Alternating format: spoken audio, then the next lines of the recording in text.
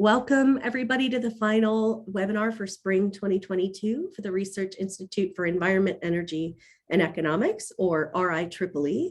We are in for a real treat this session. It is titled The Three E's Intersect at Equity, the Co-Production of Knowledge in Bioenergy Research in the North Carolina Coastal Plains. As you may or may not know, that our Ieee mission is to connect, support, and amplify research throughout Appalachian State and beyond on the energy, on the environment, energy, economics, and importantly, the equity that must underpin them in sustainable solutions and all of their complex intersections. We increase research capacity and impact, we elevate App State's profile and collaborative opportunities, and we lead in strategic priority areas of sustainability research. And the reason I read you our mission in part of this welcome is that it pertains really strongly to why we close this webinar series this season with a focus on equity. I'm so pleased to welcome this team of 4 experts and scholars, Dana Powell, Rebecca Witter, Sherry White-Williamson, and Donna Chavez, who will introduce themselves shortly as part of the program in more detail. But this webinar in particular showcases some wonderful work in the critical foundation of equity at the intersection of the 3 nominal E's of our research institute. And the reason we're highlighting it is because without equity, there cannot be sustainability, even if we successfully make progress that is impressive in environmental, energy, and economic solutions to these complex problems. I want to mention 2 key items before I pass this off to our webinar coordinators and presenters. First, this webinar marks the first, one of the first activities within a very exciting grant recently awarded to this team.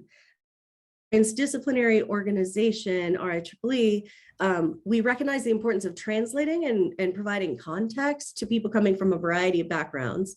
So I just want to highlight and brag honestly on the fact that this team being selected for a Wenner-Gren Foundation Award is an extremely prestigious honor in the field of anthropology. This team was awarded an inaugural engaged research grant, and it is to build on a strong foundation they've been forging over the past years together. And we're going to hear today about this team and how they're embarking on their next steps in this work together. And finally, a big thank you to the Appalachian State Department of Sustainable Development for their role in helping to support this webinar. With that, I would like to pass it to Professor Dana Powell and invite you to take it from there. Thank you so much for joining us.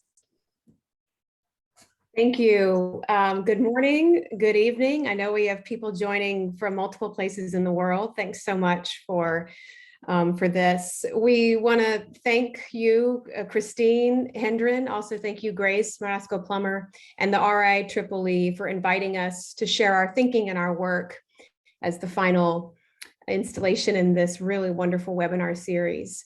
And thank you so much to the RIEEE for the support of our work with a 2020-2021 Concert Research Award, which really helped us to move this collaboration forward.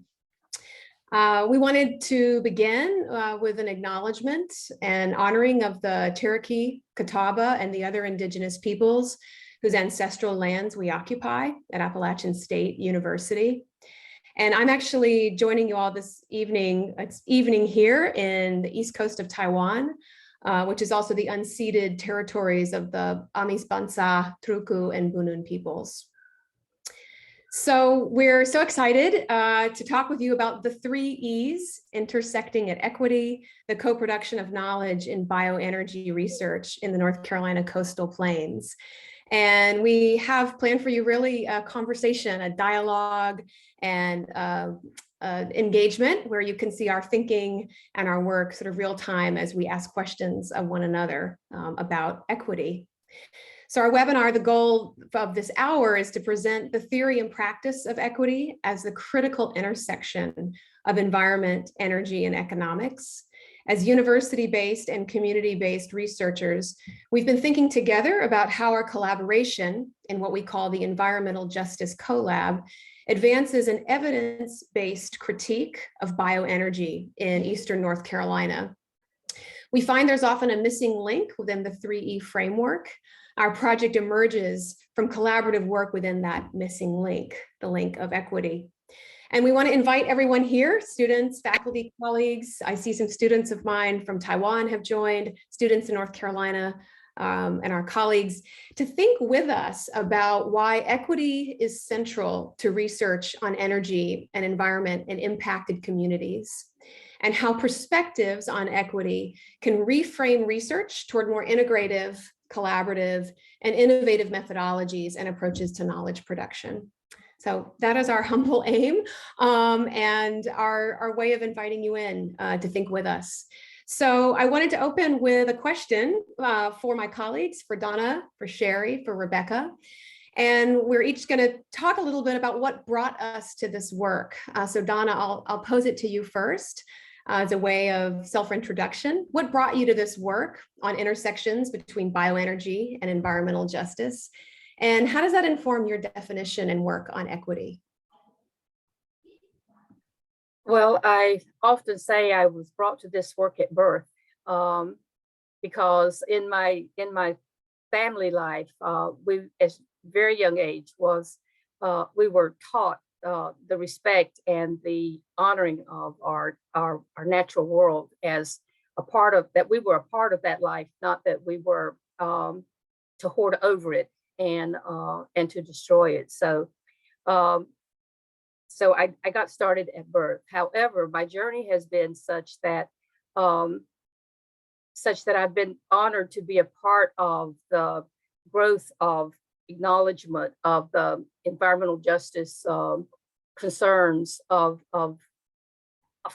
communities in the United States. I had the honor of being a part of the planning committee for the First National People of Color Environmental Leadership Summit, which launched the 17 principles of environmental justice that are still being used today, and many that have been formed off of that as a foundation. Currently, I'm a senior climate campaigner with Friends of the Earth US and founder of the Red Tail Hawk Collective and convener of that collective. And so this work is embodied with the experience I've had as an Indigenous person, and I'll speak briefly. There's just too much in my 50-odd years of work in this arena to talk about, but the most recent being that in a major campaign in North Carolina that related to the Atlantic Coast Pipeline, it became clear that the Indigenous peoples who were being tremendously impacted by that route, if it were to have been completed, was not a part of the conversation. And I didn't find a lot of energy and interest in learning how to engage those communities that were going to be impacted along the route, with over 30,000 individual Indigenous peoples who would have been impacted. And so it became very important to me that there be a singular focus on organizing in the Indigenous communities around these issues. And in doing that, they became more of an integral part of the work to challenge the injustices and the inequitable practices of siting, not just of that pipeline, but of many things in our communities. And this history going back over centuries, actually. So this work of equity being at the center of conversations is critical if we are to have a solid development of better conditions, environmental, economic, and others in the United States, and specifically the focus that I had at that point within the Indigenous peoples of North Carolina. Thank you, Dana. Sherry, could I invite you to respond, to talk a little bit about what brought you to this work and how that informs your sense of equity?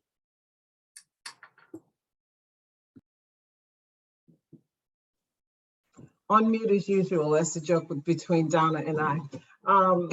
I can't say that I came to this work as early as Donna did, but my work in this area started I guess about 15 years ago or so, beginning to understand the intersections between some of the environmental justice work I was doing and energy, as a result of a very long conversation I had with one of my former mentors about his concern about the connection between environmental justice and energy.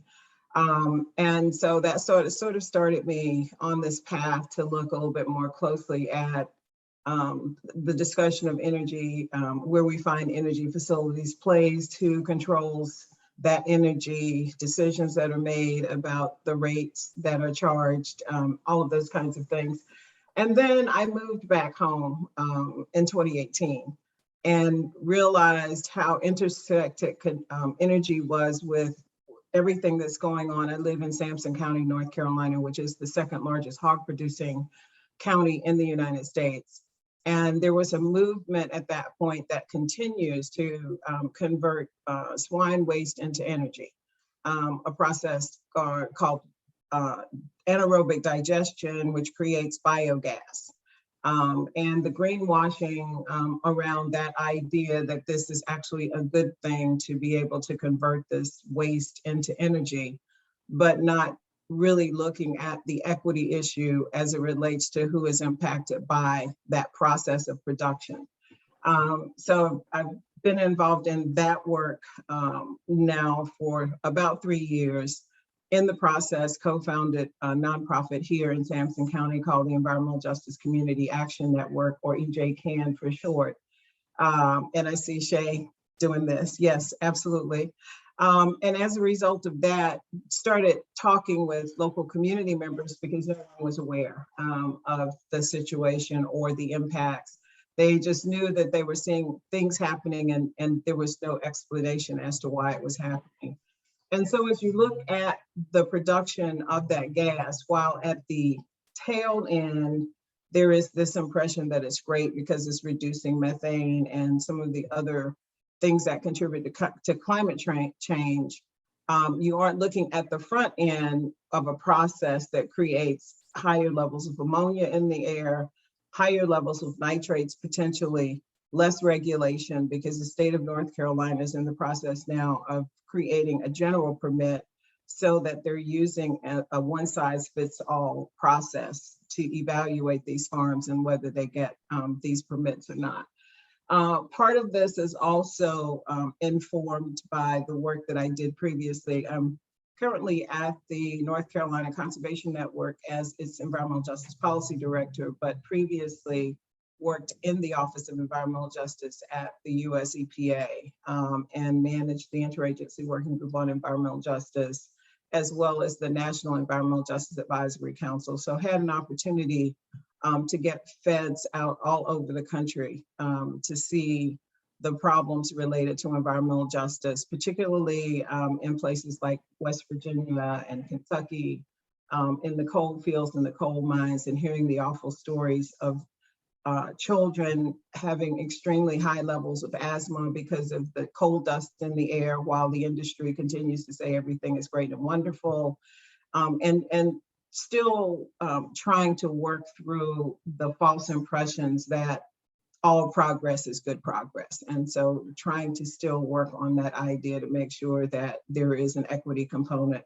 And I guess the thing that has surprised me most in a conversation even 2 days ago with someone who thought they had a new great and wonderful idea to deal with the hog waste, to realize they had not thought about the impact on the communities that are located so closely to those facilities. And the comment was, yeah, that's why I need people like you to tell us what we need to be thinking about. And I would hope that at some point it gets to the point that people like Donna and I and Rebecca and Dana don't have to constantly remind folks that equity needs to be considered in every decision.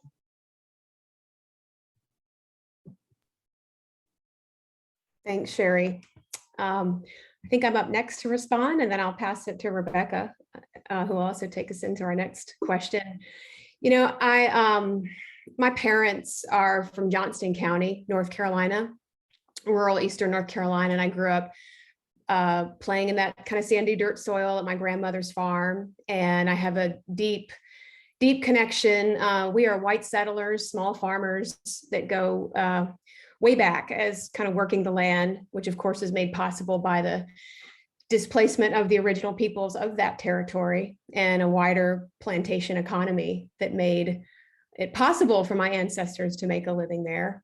So I think a lot about what it means to come from Johnson County as a white woman, to have that agrarian past that's so kind of deep within my lineage, but then also to have been raised in an urban area. I grew up in Atlanta, Georgia, and I grew up kind of in the wake of the tail end of the civil rights movement, going to inner city Atlanta schools in the 70s and 80s. And so a lot of that has sort of shaped my sensibility about equity. But I'd say primarily it's been the teachings of some really tremendous, primarily Indigenous women that I had the great fortune to stumble into working with for 4 or 5 years before I started graduate school. So I had a slightly untraditional trajectory. I was out of undergrad for 8 years doing different kind of feminist and environmental related work. And then the latter part of that, I had the great fortune to work with the Indigenous Women's Network, which Donna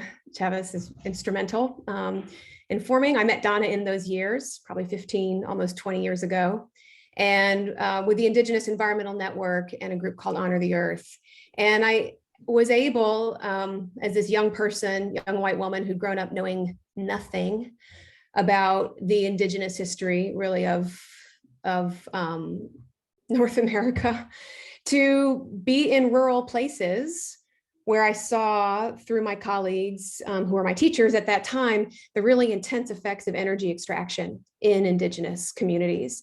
So I saw the effects of coal extraction in Navajo Nation, uranium extraction and processing, weapons detonation in Shoshone territory in Nevada, radioactivity from the Hanford nuclear site in the Klamath Nation in the Pacific Northwest, copper mining in the Crandon mine in Minnesota, on and on. And it was just an incredibly transformative experience for me and showed me that what I thought was environmentalism was not at all what was really going on. I saw that equity was sort of front and center in how people were making sense of the human right to live in a healthy and flourishing way in homelands. So that brought me into this work. And so then my work in graduate school, where I sort of became an academic, was to revisit that activist work and those relationships to think about equity. And I would just say that, you know, I could talk about a lot of individual teachers, but one short story, there's an amazing Hopi woman named Deborah Tewa, who started a solar energy company called Native Sun. And she was an engineer, and she was one of the first Hopi women to be trained as an engineer, formally trained. And her elders said, this is a Second Mesa community in the Hopi Pueblo in the US Southwest.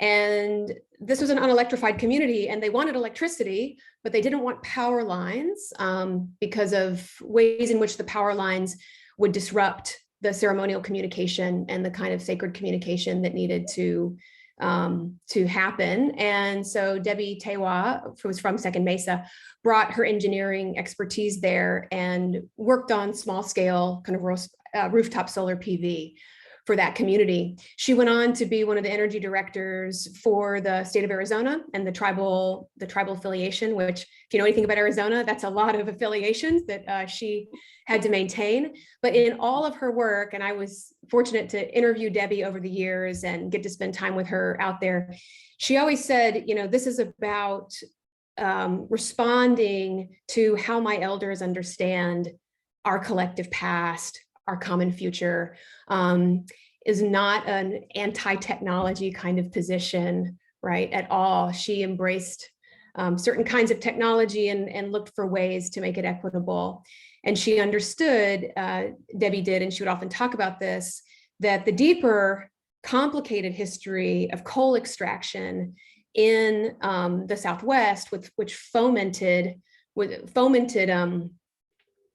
discord and conflict between the Hopi Pueblo and the Navajo Nation, that was brought in by Peabody Coal Company and external interests that came in there in the early 1960s and played tribal leaders against each other to enable leases for coal extraction. And so that was another lesson in equity, is that any technology or any kind of solution to what looks like the problem of rural electrification has these deeper complex histories of exploitation and dispossession, and in that case, colonialism. So these were some of the lessons that brought me to this work, and to continue to think about. I always sort of finding equity as that North Star in the work. Rebecca, I'll turn the question to you. Hi, everyone.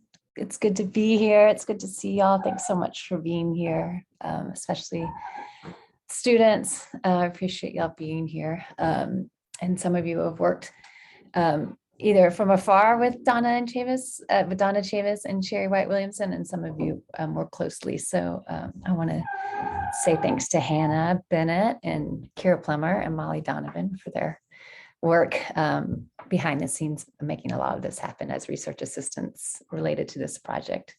And thanks for all the support. It's good to see you, colleagues and friends. So what brought me to this work is a little, I mean, I guess there's no straight trajectory, but I came to this kind of work through conservation. So my long-term research is in protected area conservation, primarily in Southern Africa, but also at the international kind of policy level. And I have been really interested in tracking how really well-meaning conservation initiatives, protected area conservation initiatives, have human rights implications. So, and most of the time, these conservation initiatives are advanced by nation states as key to their sustainable development goals. So these are very well-meaning, well thought out, well-funded, in some case, transfrontier projects that also lead to dispossession of local and indigenous peoples. Following that, the local indigenous peoples become thought of as squatters or poachers on that land, while there may be lucrative hunting of tourists also happening on that land. So who becomes the poacher, who becomes the hunter? There's unequal benefits to what's happening in conservation. And then perhaps worst of all, the conservationists themselves fail to see how local and indigenous people who they have dispossessed can contribute to conservation, often already have been contributing to conservation and can be leading that. So I was very much, I've been looking, for the past 20 years at the justice dimensions of protected area conservation, especially really well-meaning projects. So I bring that kind of concern and interest around sustainable development to bioenergy, and how the need to address the climate crisis, the deep concerns about energy and economics can work to present bioenergy as a really formative solution, and that it can enable those who are excited by it to either overlook or decide not to care about equity issues, and how that can be almost more dangerous in projects that are thought of as being green because of the hubris of benevolence, of really wanting to get to do good. And so actually Molly talked about this, and when she defended her capstone yesterday, congrats Molly, but how that can, therefore, if you ask questions about equity dimensions of bioenergy, one can be presented as being anti-progress, anti-jobs, anti-farms, instead of asking the meaningful questions that need to be asked about these. And so Sherry was getting to that as well. And I'll turn, with the next question, I'll turn the conversation back to that. I'll also say a little more personally, I'll keep it short, but I'm also from Eastern North Carolina. I'm from Kinston, North Carolina.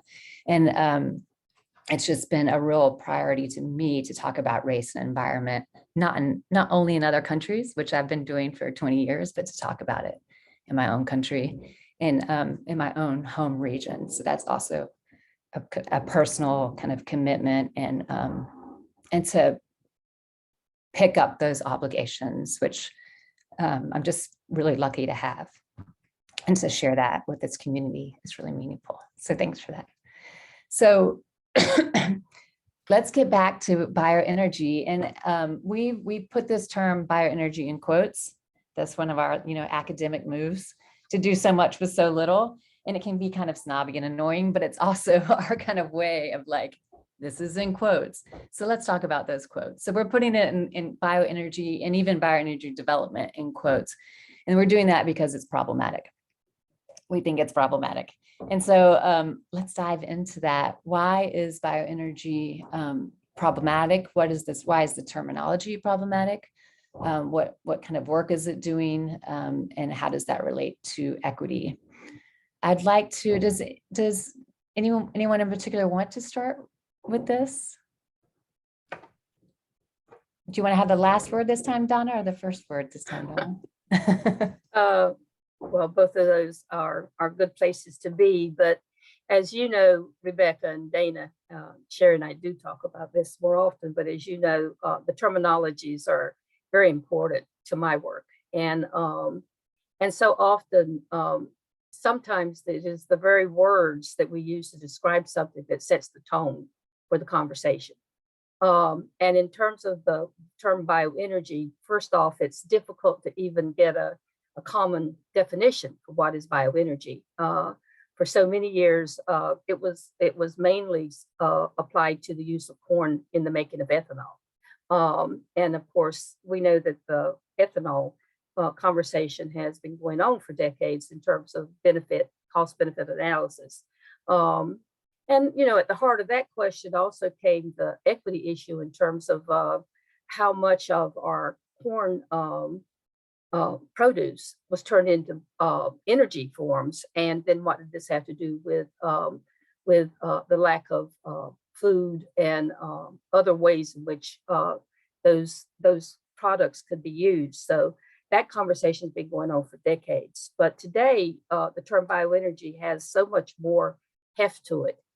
Sherry referred to it when she mentioned the swine industry. And I would add to that we have swine, dairy, and poultry in the conversation around bioenergy. Swine, of course, has the most noxious fumes in it, so the smell gets a lot of attention and the impact there. But all the forms, all of the pieces that are used in this industry are critical. The term bio is what is problematic. As you're looking at the use of bio, bio relates to biology. It relates to, in our minds, I think it triggers the concepts of the earth, of natural ways, of ways in which we don't associate bio with negativity. However, the forms of bioenergy that we're looking at, and as I said earlier, Sherry's already touched on this, has a great deal of impact on communities and their standards of living, and also in every way, including health determinants. The common terminology now, and this is in the justice organizing world where this is most predominant, is the use of the term factory farm rather than bio. Because that really gives a description of what it is. Farm often is problematic because of all the positive issues there. But we're looking at an industry that is looking at the ends rather than the means, and what the impacts are all along the pipeline of production of these forms of energy. And so it's a conversation that I don't find happening as much as I think it should outside of justice organizing communities in terms of what the impacts are and how we should have a broader table on which to have these conversations. And I know we have a short amount of time, so I'll stop there, and I'm sure we'll all be bringing in further parts of this conversation. But I really appreciate the opportunity to to raise these questions in this forum. Thank you so much, Donna. Sherry, can I turn it over to you? Why is bioenergy? You got us started here, but I know there's a lot more to dive deeply into. So Sure. As I alluded to earlier, I also agree with Donna about the term bioenergy, but the other term I'm concerned about, or that I briefly mentioned, is the greenwashing that's going on right now. You hear discussions about wood pellet production and how that's helping European countries reduce their carbon footprint. But what no one talks about is the impact on local communities like the ones that Donna and I come from, where there's all of the deforestation. And so we're losing the ability to capture the carbon out of the air. Plus, we're seeing the devastation as it relates to the flooding that results because we no longer have the trees to help with the flow of water and the uptake of water.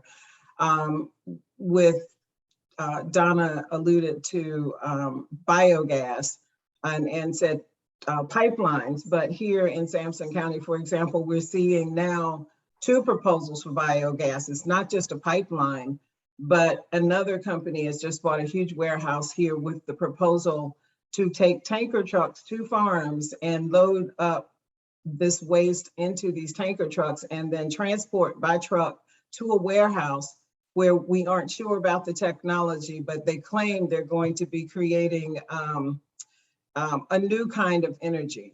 And then the leftovers are going to be used for fertilizer. And all of these things end up in the system, the lagoon and spray field system here, which is the means of getting rid of the hog waste that sits in the lagoon. And for those of you who don't know what we refer to as the lagoon, think of an area the size of 2 or 3 baseball fields with nothing but hog waste, hog feces, and hog urine that's been washed out of these houses that just sits and festers and decomposes. The proposal for biogas is problematic because what that process will do is create higher levels of some toxins that will be much worse than the natural decomposition and the production of the methane that, well, in fact, methane doesn't really happen in large quantities without the cover over it, which means that the biogas idea goes out of the window if that digester isn't placed on that lagoon. But too seldom are there any conversations about the impacts to local impacted communities. The conversation is about the profit that the industry or that the farmer can make off of this, and environmentalists are seen as agitators. The industry does a really good job of trying to convince and have convinced a lot of people that all activists want to do is put them out of business. So trying to create that counter argument that says, no, that isn't what we want to do. We're just simply asking for some equity. We're asking for people to do things that are going to be protective of the folks that live around these areas.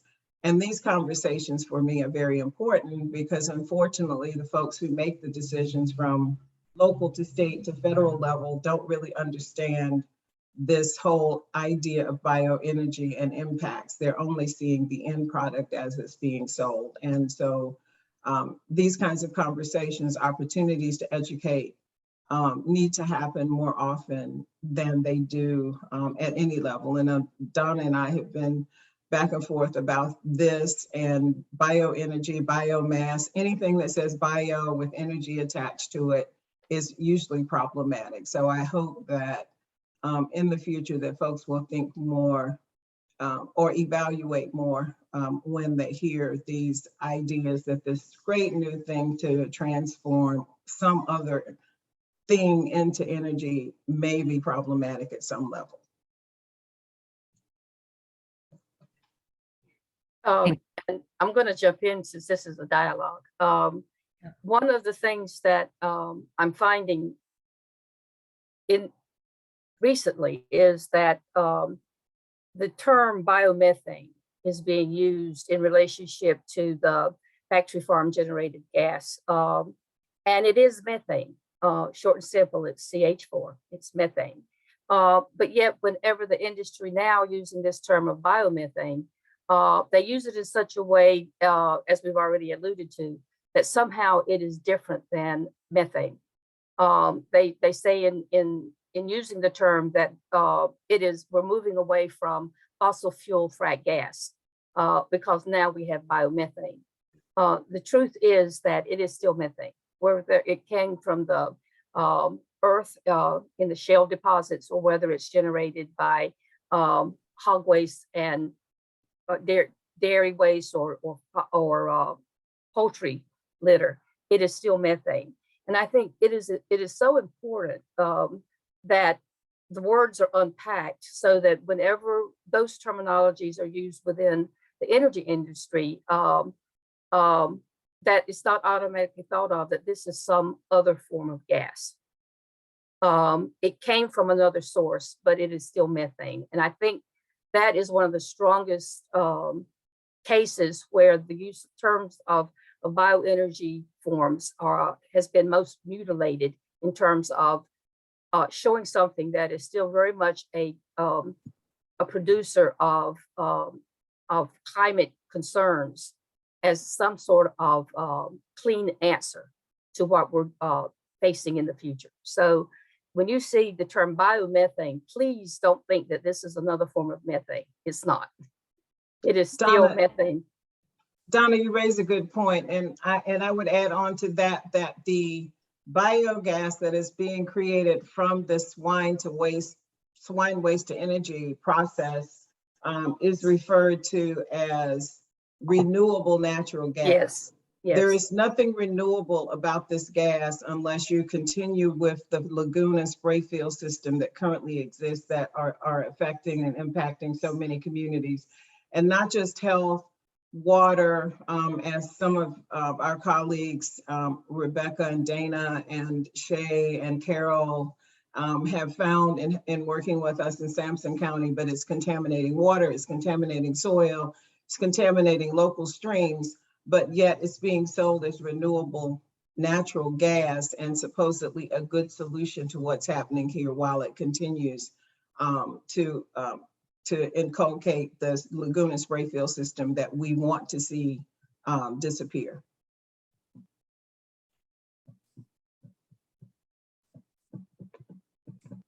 Do I want to invite Dana in? I also want us to maybe start thinking at the same time, if just for a few minutes too, of how to get to justice within these contexts of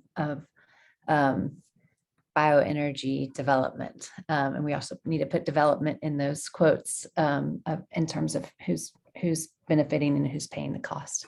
So I'll invite Dana in, and then maybe also if we can start to add that dimension, I can give it back to Donna and Sherry.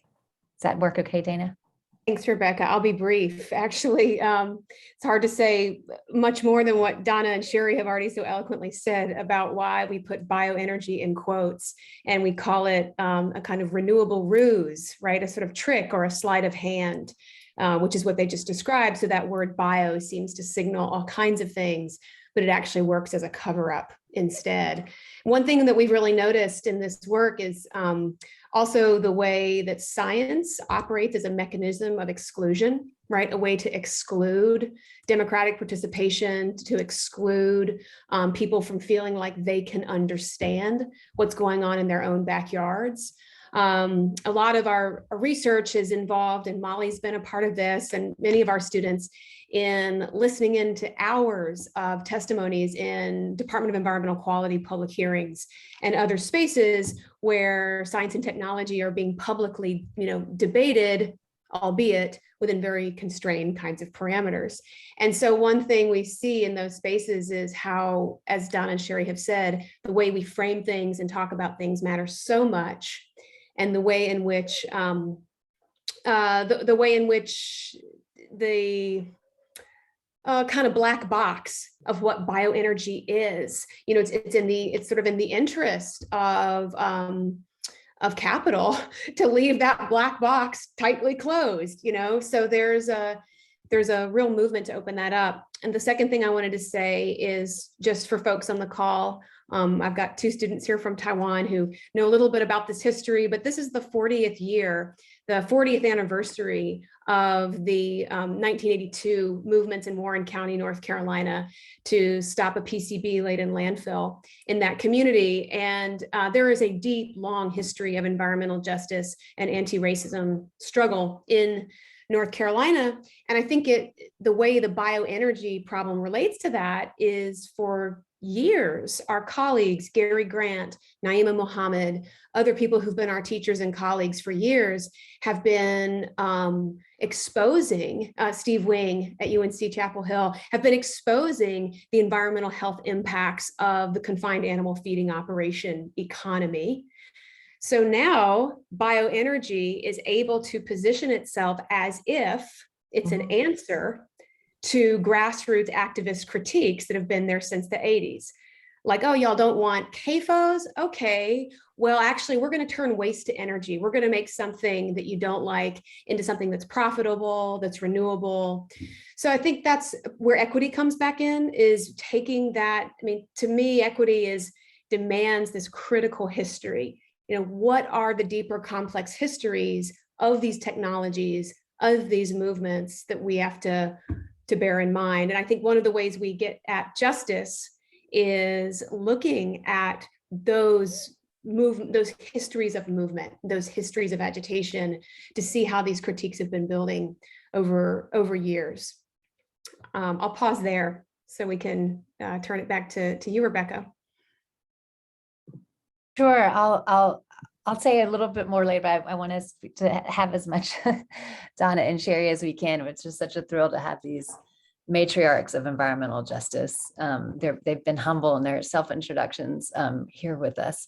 I would just add that we want to be asking, what is it we're renewing? I mean, it's long been known in many ways and proven in many ways that the CAFOs in Eastern North Carolina are disproportionately harming Indigenous, Black communities and impoverished communities. And, you know, we need to ask, what are we going to renew again and again and again? And without substantive changes, we're going to be renewing those disproportionate impacts again and again and again when we can and need to do better. So we've set up this context of some of our concerns, and I'd want to spend a few minutes, if okay, asking Donna and Sherry what a few thoughts on how to get to justice in this context, since y'all are justice leaders, before Sherry maybe turns it back on Dana and I a little bit. I'll go ahead and jump in first, since Donna's jumped in first twice now. I think the way that we get to justice is having the kinds of conversations that we're having right now. Because unless you understand, unless you've walked in the shoes of folks in impacted communities, sometimes it's difficult to understand what justice looks like. And the only way to do that is, as Donna and I often do, many times when I have conversations and someone says, well, explain to me, you know, what you're experiencing. What's that like? My response to them is, come and see. I can't show you a picture. I can't describe it. I can't write about it in a way that you can experience what we experience on the ground every day. And unless you've had that experience, it's difficult for me to tell you what justice looks like or what you can do to create an equitable and justicious world. And so, for example, I teach at Duke every other semester an environmental justice course. And I spent the day yesterday with some students who wanted to come down here, and their comment to me as they left was, we're glad we came. We couldn't have imagined unless we came to see what was here and really understand and get to talk with people who live this on a daily basis, and get to smell the smells that we have to deal with, or deal with the water or the other things that are a part of the broader discussion about how we get to justice. So for me, getting to justice is getting people to actually experience as much as possible some of the issues that we have to work with on a daily basis. And then to try and take that and create some policies, create other opportunities that will help us to level the playing field. And I'm going to turn it over to you, Donna. Yeah, that question, get into justice, you know, we need to go back to a lot of our social studies and history programs to readjust some of the viewpoints of our history in order to get to justice. One of the things that I'd like to reflect a little bit on, there's so much going through my mind, but you know, we use the term environmental justice for everything now in terms of a catch-all. And one thing that I find myself saying, and I've been doing this for at least a decade, is that the environmental justice program grew out of the term that was actually coined 40 years ago, which was environmental racism. And it is through addressing the issues of environmental racism that we can get to justice. Oftentimes I'll be in meetings, and when folks begin to talk about environmental justice, what they're doing is giving a litany of all of the ills in our communities. For instance, you know, Sherry and I could have put out an awful lot of statistics about where we live in terms of what are the impacts of the environmental racism. And that includes the fact that all of the wood pellet facilities in North Carolina are in Tier 1 counties, meaning those are counties with persistent poverty. And those counties also have, in some cases, majority populations of Black, Indigenous, and other people of color and low wealth communities. So that the data is there to show that I don't think it's too harsh to say that there is a plan to have these facilities placed in certain communities. And we have to address those issues in terms of how those decisions get made and why they get landed where they land. One of the things that I do work in the Indigenous communities is FPIC, free, prior, and informed consent. And y'all may have learned about that, but that is something that is embedded in the United Nations Declaration for the Rights of Indigenous People. However, even the UN recognizes in their documents that FPIC is something that all communities should have, but that it's been codified through UNDRIP and how to work within Indigenous communities with that. FPIC is a positive step towards justice. When communities, impact communities are involved with decision-making, often those decisions are more just and have a more equitable lens. Whenever the decisions are made and then what is rolled out is eminent domain and, you know, the greater good, that's the terminology is used, that we need to do this because it fits best for the environment, et cetera. It's hard to find equity or justice within that environment. And so the context of free, prior, and informed consent is, I think, critical for us to talk. What does it mean to have a free decision, have the prior information you have to make that decision, and to really give consent. And it's not just a matter of signing on the dotted line. One of the things that I find now working in communities is that they're becoming much more aware of the ways in which they can ask the questions to know what the end result might be. And so that's where information comes into play. And so the thing that I think that we need to emphasize and possibly have in any document that's being written about the concerns of these facilities being developed and placed is that the questions being raised do not just impact the local community. I remember the time when we had the acid rain coming to North Carolina from Pennsylvania, And there was an awful lot of discussion at that point about how you can't expect that if pollution is one place, that it stays there. So that when we're talking about the equity for impacted communities, that affects everyone. Bad environmental policies, bad environmental processes impacts everyone.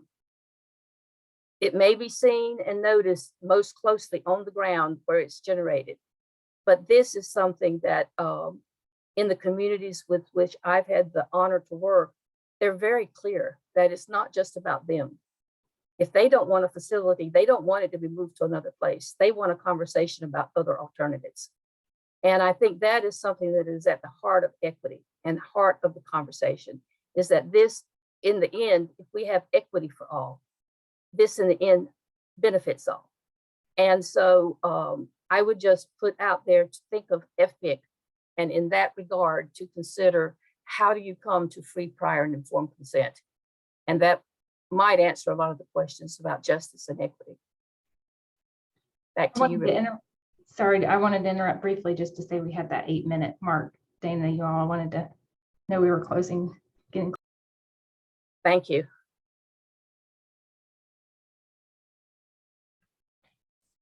Sherry, do you want to, how do you want to, we can keep our comments short with this? Sure.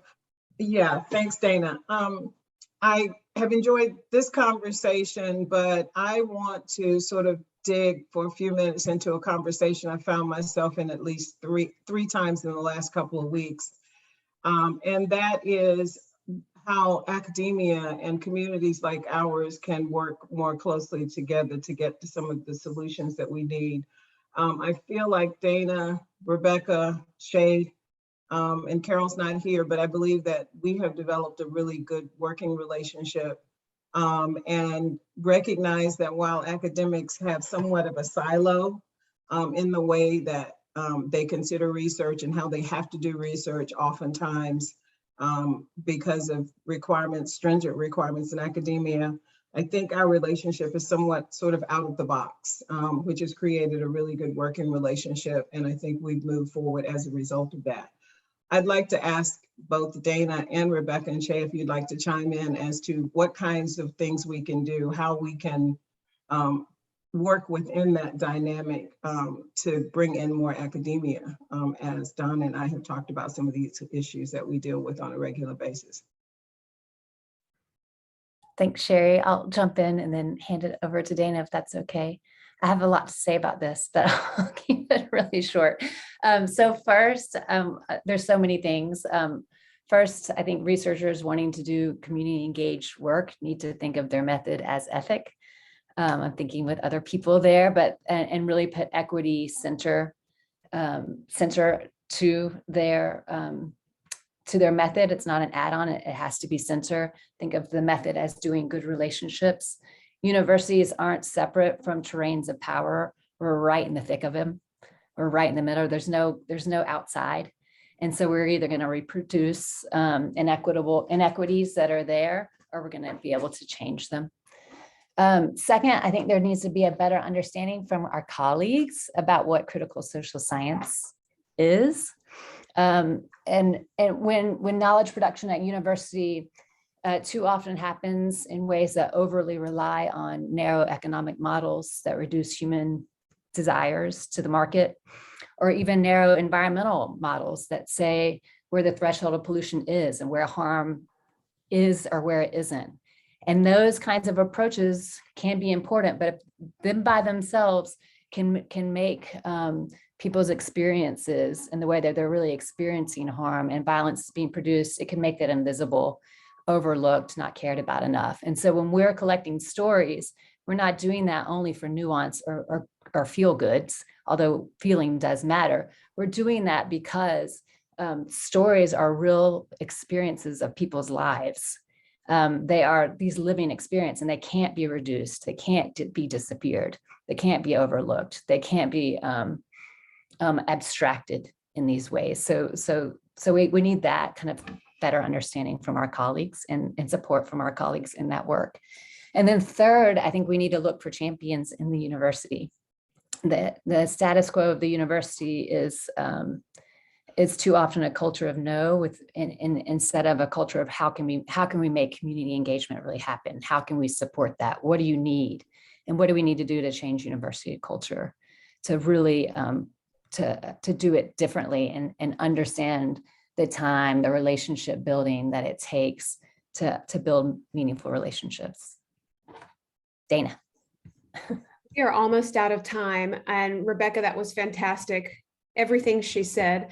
I would add only, we have to ask ourselves to whom we are accountable, and to whom and with whom we do our work. Second, institutions have to change. Academic institutions have to change. All you have to do is open the Chronicle of Higher Education and to see kind of what's going on. We're in a crisis in academic institutions, and a lot of that has to do with a kind of deepening divide. And it's not an ivory tower community divide. It's a sort of internal implosion right within institutions. And so the question of the relevance of our work, and I don't mean that as a kind of, how do we take our theory and apply it to cases? That's not what I mean. We are engaged in this work in a co-production of knowledge that requires shifting how we think about expertise. Donna Chavez and Sherry White Williamson are theoretical experts, as you've heard in this webinar, in this area. Rebecca and I have this incredible privilege to think with them as critical social scientists. So we are thinking together. They are not our informants in that classical, ethnological, or anthropological sense. They're our colleagues and collaborators. So this is part of the shift that has to happen. And for too long, universities have sent researchers out, it's still with the researcher as kind of the expert to help communities or to bring in knowledge. So we need a whole new epistemology, a theory of knowledge for the work that we do. I'll stop because I know we're almost out of time. 2 minutes, I guess. Do we have time to open up for a last comment from Donna and Sherry? I'd love to hear their thoughts on this question, actually. Well, Dana, I was going to actually ask Shay, since he's been a huge part of this once you all started, to talk just a minute or two about how he got involved and sort of his perception. Yeah, I think that what Rebecca just said resonates true, and that's what I'm learning from her every day. So it's been truly a wonderful area to get involved in. And back to what you said earlier, Sherry, when people ask you, what's the problem? Why are you here? What are you griping about? You cannot adequately convince them just with words and pictures. You're right. You have to go there. You have to see it. You have to smell it. You have to live it. And nobody leaves there unchanged. It's a critical part of this. So getting those faculty, researchers, environmentalists that always want to do well for the communities. They always want to do, good science and stuff. But I said in my comment earlier, not enough scientists are focused on doing public good. They're working towards a product that is going to get them somewhere. And I think that if they really convince themselves they were doing well by just publishing papers no one ever reads, then they've already fooled themselves. They're not committed to the kinds of change that we're talking about here. You've got to go there. You've got to be part of it. And then start seeing, from the public, that you interact with there, the people that you have stories that you lead with. That's why you're doing that work. And I think too often we're disconnected from the good we think we're doing. The assumptions we make in doing that are unfounded. So I think that's the way forward, Sherry, is just keep opening your doors, letting people come down there, creating opportunities to be involved. And hopefully there'll be a windfall of folks that fall in line. I think there will be, especially looking at the young faces in this group right here. I know they're going to make a change in the future. Thanks for the moment to say something. Can we give the last word to, thanks Shay so much, it means a lot. Let's give the last word to Donna Chavis, please. Well, and I agree in terms of you have to see it, you have to experience it, but there is in no way, shape, or form are we going to be able to have every decision maker visit a location. And so I think that's why this conversation with universities and in all forms is important, because you can be an eyes and ears. You can visit, you can integrate the form of participatory research that can have a larger reach than we might be able to have otherwise. The way in which you can report data that shows and confirms the narratives that we give every day. I think enough cannot be said about the importance of academics such as yourself that are willing to push the boundaries of your relationships in communities and then share that out. I want to share just a quick story that happened to me recently. I was at MIT for Earth Day celebrations, and in which they had a part of it was to have Indigenous Earth Day. And at the same time, there was a story on CBS about wood pellets in North Carolina. If y'all haven't seen that, but wood pellets, CBS News, Earth Day is fabulous. And one of the things they showed during that report at the very end was a report from MIT that verified that wood pellets are not renewable, they're not good. I'm adding that language, but that it verified all of the problems associated with that form of energy. And I saw that before I went to the session that day, and no one in the room knew about that research. And so that is a question and a challenge I put out to all of you. When research is done, how is that made available to the general public? How is that made available to people who don't know how to go deep within the files and studies to find something that they need? And it was just synchronicity at its highest form that report happened on CBS at the very time we were having that meeting at MIT, and that they were called out because they don't make their research easily available. So, you know, you all are the eyes and ears that can open the doors to understanding in so many ways. And so I thank you for the opportunity to be here and look forward to working with Appalachian State through Dana and Rebecca into the next year.